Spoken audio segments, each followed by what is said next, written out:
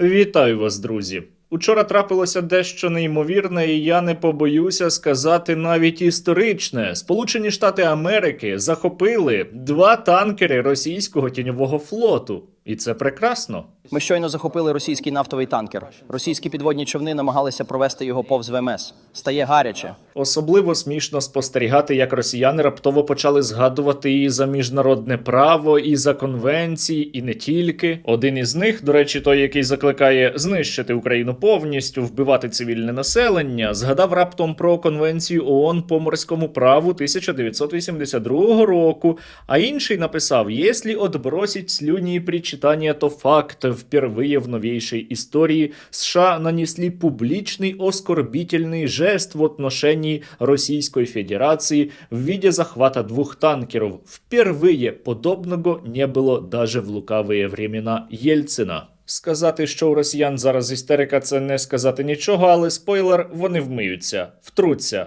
не переживайте. Потому что это пиратское нападение на наш корабль. Шок, преступление, беззаконие, вооруженная агрессия США, разбой. Новини, звісно, чудові, але не забувайте про найважливіше – про допомогу українському солдату.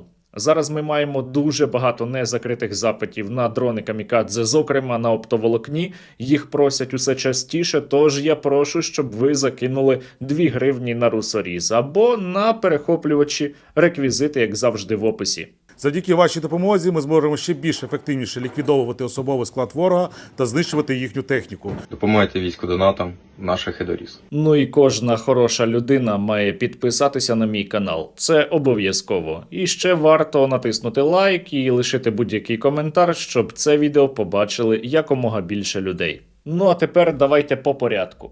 Те, що вчора трапилося, це продовження історії із Венесуелою. Сполучені Штати Америки, до речі, збираються масово продавати венесуельську нафту, і це знизить ціни на нафту на світовому ринку, і, відповідно, росіяни теж будуть менше заробляти, але зараз мова не про це. Отож, американці вчора захопили 2 танкери, які, за їхніми заявами, перевозили венесуельську, тобто підсанкційну нафту. Танкер «Софія» перевозив не лише венесуельську, а й російську, до речі, за що він був під санкціями Сполучених Штатів Америки, Великої Британії та Європейського Союзу. І танкер «Марінера», який раніше називався «Белла», перевозив іранську і венесуельську нафту, і він змінював свій прапор зовсім нещодавно на російський для того, щоб американці його, власне, не захопили. Але ті вирішили не зупинятися. Вони переслідували цей танкер декілька днів і затримали учора його біля берегів Великої Британії, коли той танкер прямував до Російської Федерації.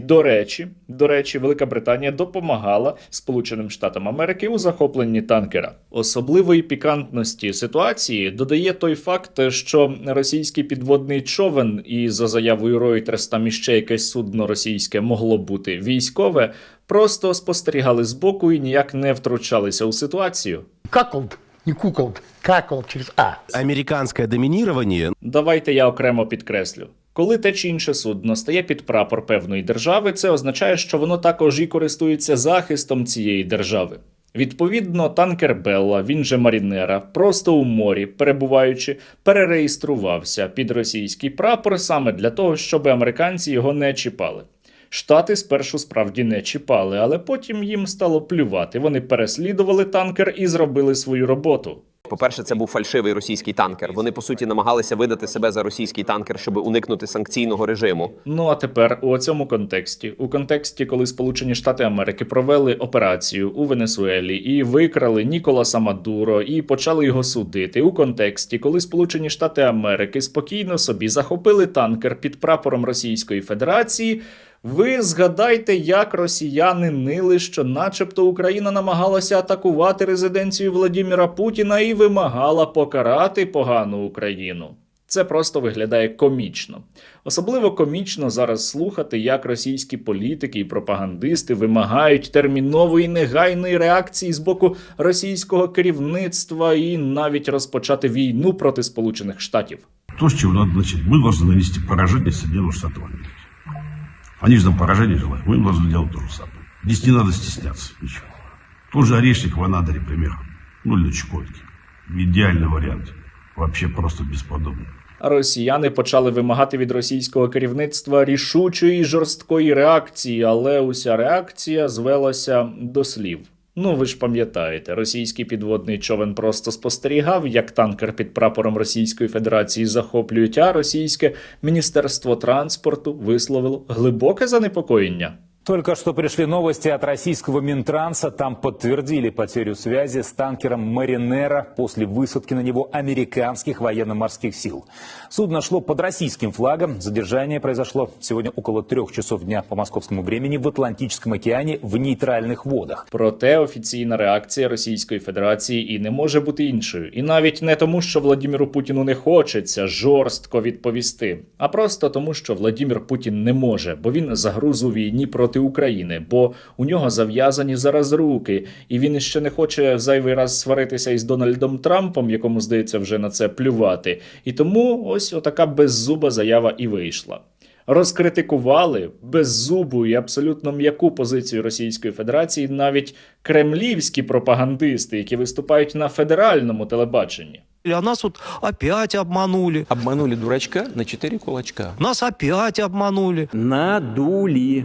Мы из-под Харькова ушли, нас опять обманули. Мы Просто нагло обманули. Минские соглашения 9 лет пытались заключать, нас опять обманули. Нас обманули в очередной раз, как я уже сказал. Нас сейчас опять обманывают. Нас просто водили за нос. Нас опять обманывают. Очнитесь уже там все. И сейчас американцы, захватывая наше судно, нам показывают, вы никто вообще. Тому все, що росіянам зараз залишається, це безсило спостерігати та ковтати образи. Если опять сглотнем, В рот. На язык капнули. будет хуже. Ну, будет хуже, все.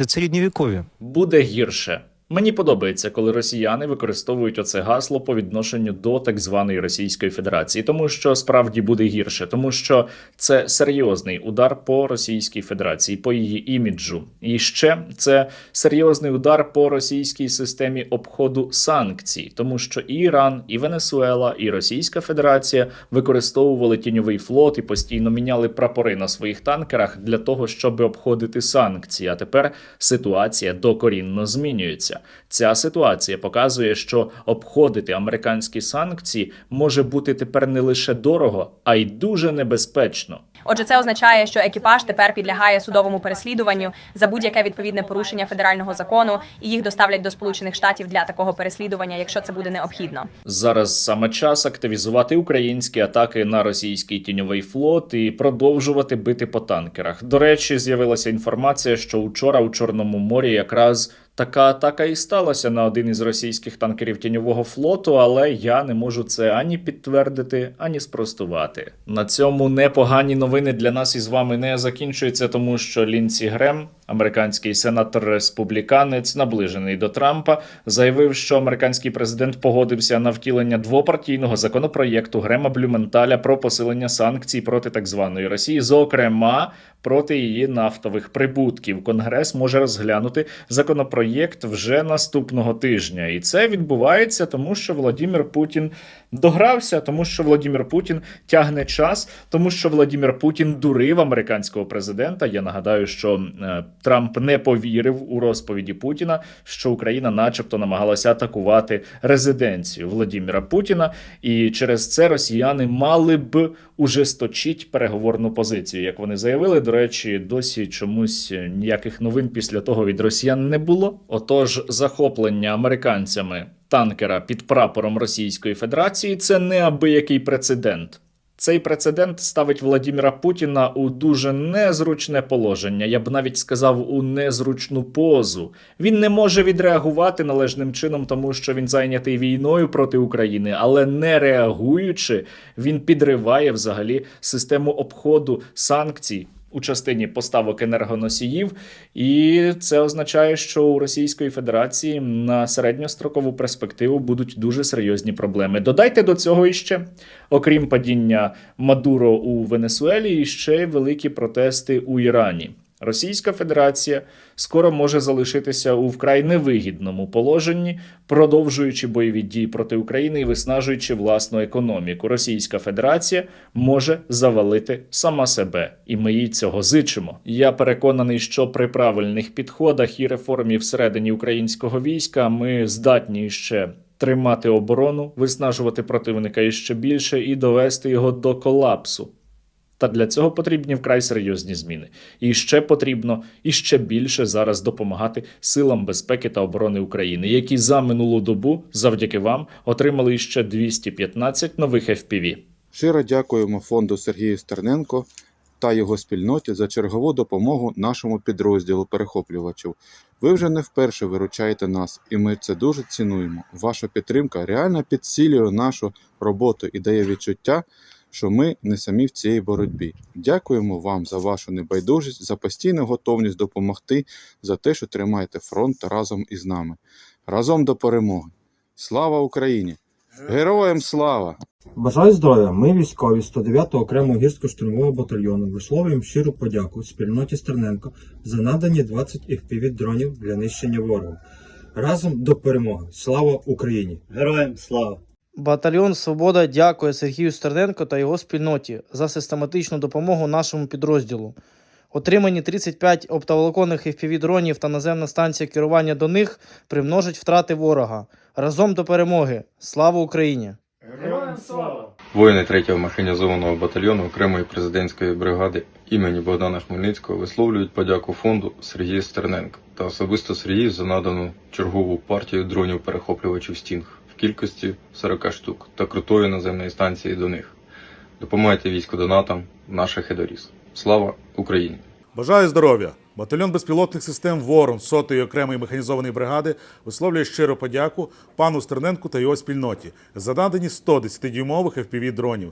Завдяки вашій допомозі ми зможемо ще більш ефективніше ліквідовувати особовий склад ворога та знищувати їхню техніку. Дякую, що ви з нами! Слава Україні! Героям слава! 2026 рік, як ви бачите, розпочався дуже цікаво і дуже динамічно. Цей рік буде надзвичайно тяжким для України, але водночас всередині Російської Федерації розпочнуться вже незворотні процеси. Ми маємо бути сильними для того, щоб вистояти і побачити падіння цього колоса на глиняних ногах, і ми маємо зараз іще більше допомагати українському війську.